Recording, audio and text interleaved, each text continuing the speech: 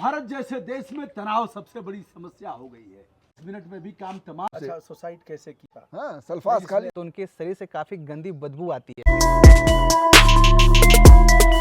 भारत जैसे देश में तनाव सबसे बड़ी समस्या हो गई है और उस तनाव के कारण मिनट 2 मिनट 10 मिनट में भी काम तमाम, हॉस्पिटल जाते जाते काम तमाम, और कुछ दिन तक आईसीयू में रहने के बाद भी व्यक्ति बच नहीं पाता है। बच गया तो हाथ उसका काम नहीं करेगा, मुंह ऐसे हो जाएगा। और इसे लेकर के आज भारत जैसे देश में सबसे बड़ी समस्या उत्पन्न हो गई है। क्या करें, कैसा रहन सहन हो, जीवन पद्धति कैसी हो, खान पान कैसा हो। आज हम हैं फिर से हिमालय वाले बाबा के पास, स्वामी भास्करानंद जी, और यह थानों शोध संस्थान है, देहरादून और ऋषिकेश के मध्य में है। यहाँ से एयरपोर्ट 5-6 किलोमीटर दूर है। और स्वामी जी के साथ आज डॉक्टर आशीष श्रीवास्तव हैं। यह आयुर्वेद के चिकित्सक हैं। तो आज का यह वीडियो काफ़ी सार्थक होने वाला है। स्वामी जी, विनम्रता के साथ प्रणाम आपको। प्रणाम। और स्ट्रेस ठीक बच्चों से लेकर के और पुराने लोगों तक ठीक 40 वर्ष के बाद तो यह घेर ही ले रहा है।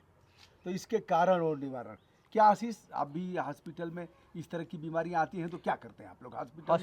स्ट्रेस वाले पेशेंट को ज़्यादातर हम लोग बचाने की कोशिश में हम लोग उनको सेडेट करते हैं एलोपैथ में, हाँ, क्योंकि एलोपैथ की दवा में सेडेशन के अलावा स्ट्रेस के पेशेंट के लिए और कुछ है ही नहीं। मतलब तात्कालिक प्रभाव तात्कालिक उसका प्रभाव पड़ता है उस पर, हाँ। इसलिए उसका जी ये कौन सी दवा आती है जिसको जीभ के नीचे डाल देते हैं? इसको एलोपैथ में डीपिन बोलते हैं। हाँ। हाँ, ये तो ऑलरेडी दवा बैन हो चुकी है हमारे यहाँ। अच्छा, लेकिन फिर भी गांव देहातों में बैन हो चुकी है। हाँ, बैन हो चुकी है डीपिन दवाई। लेकिन गांव देहातों में आज भी लोग उसको यूज करते हैं। तुरंत अगर पेशेंट ज़्यादातर हाइपरटेंशन में आता है, बीपी 180-200 के लगभग होता है, तो उस दौरान क्या होता है, डीपिन हम मरीज को जीभ के नीचे रखने को देते हैं। इसको सबलिंगुअल थ्रू बोलते हैं देने का तरीका। लेकिन उससे मरीज को थोड़ा देर के लिए हम बीपी आराम तो कर सकते हैं, लेकिन उसके अंदर का जो स्ट्रेस है, एंजाइटी है, हम उसको दूर नहीं कर पाते हैं। और फिर वो इंसान परेशान होता है और आगे चलकर और सारी गंभीर बीमारियों से खुद को बचा नहीं पाता। स्वामी जी, गेंद आपके पाले में है। ठीक। और स्ट्रेस के तो अनेकानेक कारण हैं। देखिए, हमारी गीता में लिखा है, जी, ध्यायते विषयान पुंसा संगते सुपजायते संगात संजायते कामे कामात क्रोधो बजायते क्रोधात भवत संभोह शंभो स्मृत विभ्रमम स्मृत विभ्रम बुद्धनाशे बुद्धनाशात प्रसति। ये क्रम है। थोड़ा हिंदी बताइए। हिंदी बताता हूँ इसका मैं। ध्यायत विषयान पुंसा, किसी चीज की जब आप ध्यान करोगे, चिंतन करोगे, तो उसके विषय में आसक्ति हो जाती है, उसकी इच्छा हो जाती है। अच्छा, और जब इच्छा की पूर्ति नहीं होगी तो क्या होगा? तनाव होगा, क्रोध आएगा। मतलब या लक्ष्य की प्राप्ति न हो। हाँ, जैसे घर वालों की इच्छा है कि मेरा लड़का जो है आईएएस हो जाए, हाँ। और उसने बहुत ट्यूशन वूशन कराए गए, सब कुछ व्यवस्था करी, नहीं हुआ तो तनाव हो गया, और बच्चे को भी तनाव हो गया। और तनाव दे भी रहे हैं लोग कि नहीं हुआ, बताओ 3 बार से इतना पैसा इतना काम उस पर लाद दिया है, इतना वजन लाद दिया है, उसको इतना महत्वाकांक्षी बना दिया है कि वो स्ट्रेस में रहता है कि अगर नहीं हुआ तो क्या होगा। अच्छा, ऐसा नहीं हुआ तो उधर तो वह नहीं हुआ, वह भी तनाव में हुआ, उसके बाप और माँ और परिवार के लोग भी। बहुत से लोग सुसाइड कर रहे हैं। मुंह दिखाएंगे अब तो बताइए। हाँ, मेरे खास भतीजे ने सुसाइड किया था। अच्छा, इसी बात पे। अच्छा, कि वो वहाँ कोटा पढ़ रहा था, जयपुर। हाँ, जयपुर पढ़ रहा था और बड़ा होशियार था, उसका एक पेपर खराब हो गया। अच्छा। तो उसने इसीलिए कि अब मैं क्या कहूँगा, मैं तो टॉपर हूँ, मेरा पेपर खराब हो गया तो क्या मुँह दिखाऊंगा, उसने सुसाइड कर दिया। कितने दिन से कोटा में था? कोटा में नहीं, वो जयपुर में था उस वक्त। जयपुर। कोटा में तो आजकल बहुत हो रहा है ये कांड। तो इन पर इतना बर्डन, इतनी अपेक्षाएं हो गई हैं गार्जियंस की बच्चों से। अच्छा, सुसाइड कैसे किया, मतलब क्या उसका? उसने जहर खा लेते हैं। अच्छा, हाँ, सल्फास खा लिया। भतीजे ने जो किया वही। हाँ, सल्फास खा लिया था उसने। सल्फास खा लिया हाँ। था।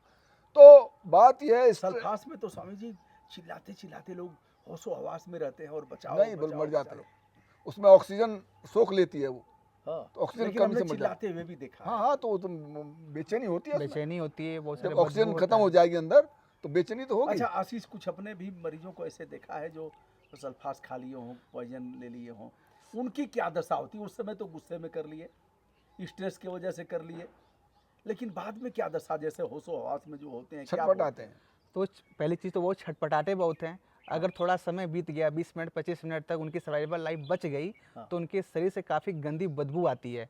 उनके पास तो काम करना, कोई स्टाफ अगर उनके पास काम करने भी जाता है उनके हेल्थ के लिए, तो इतने गंदे बदबू करते हैं कि 3-3 मास्क लगाने के बावजूद भी काम करना बहुत मुश्किल हो जाता है। अच्छा, चिल्ला करके कहते भी हैं कि बचा लो अब। हाँ, कहते भी हैं और काफ़ी अल्टर्ड सेंसोरी में चले जाते हैं, फाइट भी करते हैं, आप पे हमला भी करेंगे खुद को कि आप हमारे साथ ऐसा क्यों कर रहे हैं। क्योंकि एलोपैथ मेडिसिन में हम ज़्यादातर जब जो पॉइजनिंग केस आता है तो हम आरटी डालते हैं, राज ट्यूब डालते हैं नाक के रास्ते, तो उसमें काफ़ी फाइट करते हैं, वो आपसे लड़ेंगे कि हमारे साथ क्यों ऐसा हो रहा है, और आप पे कभी कभी हमला भी करते हैं। लेकिन हमारा एक जो मेडिकल अफसर होते हैं उनका एक जिम्मेदारी होता है कि उनको बचाए, लाइफ बचाए, लेकिन उनकी तरफ से बहुत सारी चीज़ें होती हैं जो कोशिश करने के बावजूद भी असफल हो जाते हैं। स्वामी जी बताएं। हम तनाव बीच का में- जो परिणाम है, मतलब किस परिणाम से तनाव होता है, जी कौन सा उसका मेडिकली कारण है, वह है बीपी।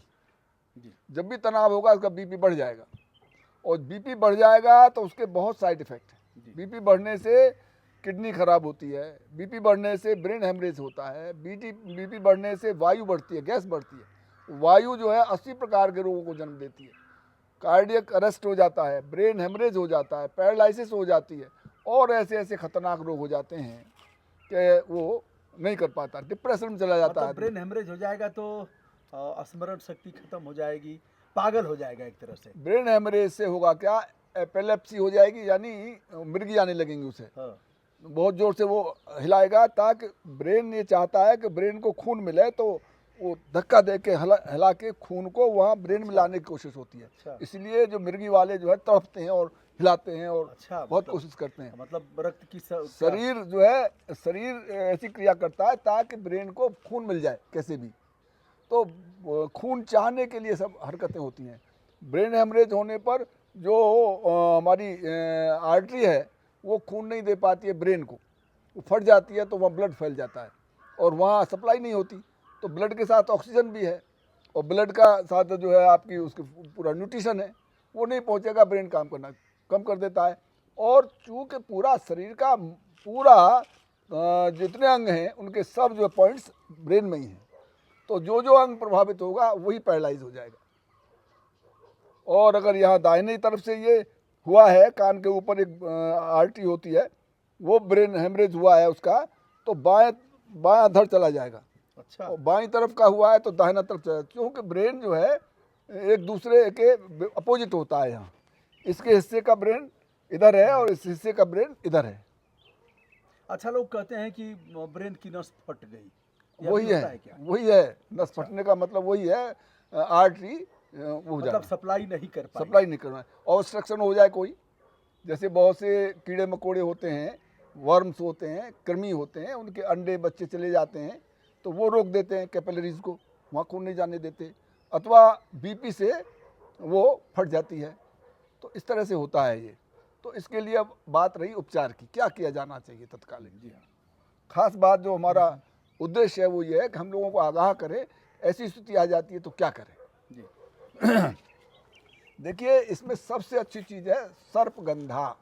जी सर्पगंधा एक जड़ी होती है जिसमें लाल लाल जो होती है ना, मकोई जैसे जी फल आते हैं, और अमरूद जैसे पत्ते होते हैं, इतना बड़ा पौधा होता है, खास तौर से पहाड़ों में मिलता है। जी। तो इसका आप अब खेती भी कर रहे हैं लोग। अब खेती भी कर रहे हैं। हाँ। तो सर्पगंधा, पहले सर्पगंधा रिस्ट आता था, अच्छा, अब नहीं बनाते हैं लोग, अब बट्टी कर दी है उन्होंने, बट्टी। इसमें कोई खास घटक नहीं होते, इसमें ये होता है, सर्पगंधा होता है, काली मिर्च होती है, और ये होता है ये पीपला मूल। अच्छा, जो ऐसे इतना बड़ा बड़ा हाँ, आता है, पीपला मूल।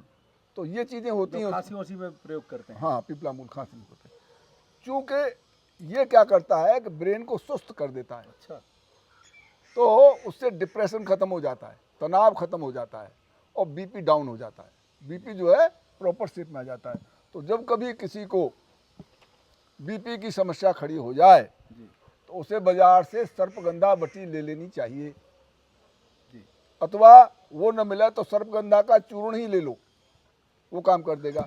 दूसरी बात यह है, उसमें चूंकि खून कभी गाढ़ा हो जाता है गैसेज की वजह से, गैसेज जो होती हैं खून में से जलीय अंश खींच लेती हैं, तो खून गाढ़ा हो जाता है।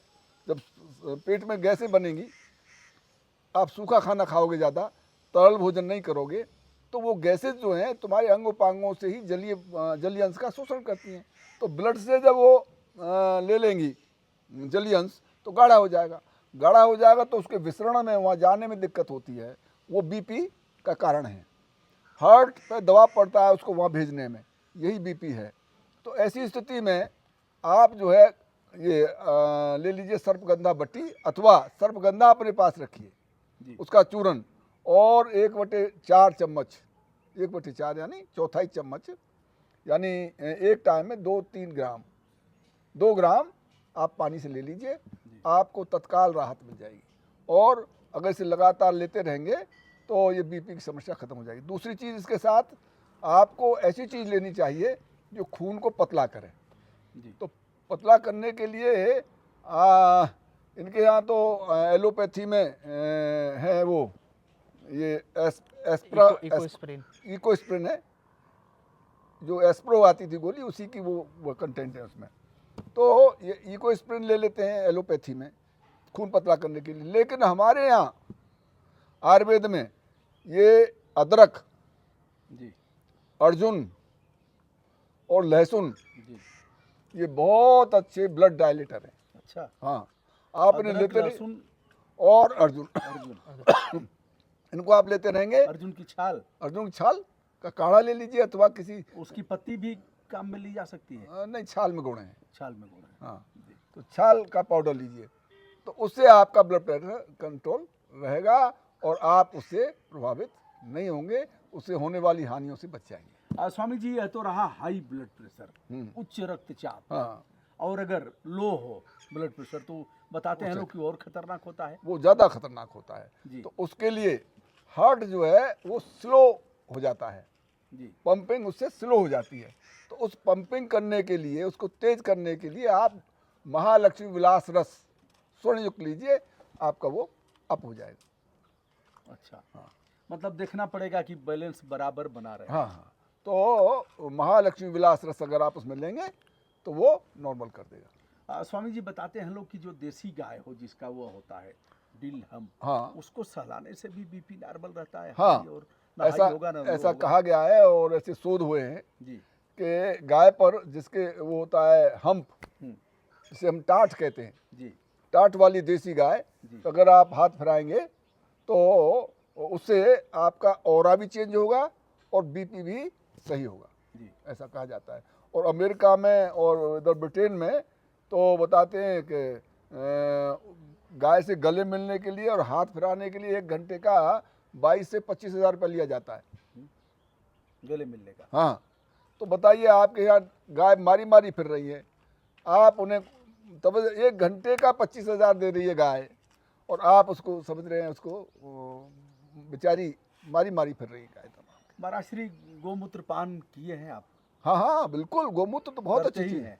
देखिए, गोमूत्र बहुत ही अच्छी चीज़ है पेट के लिए, ये विरेचक है।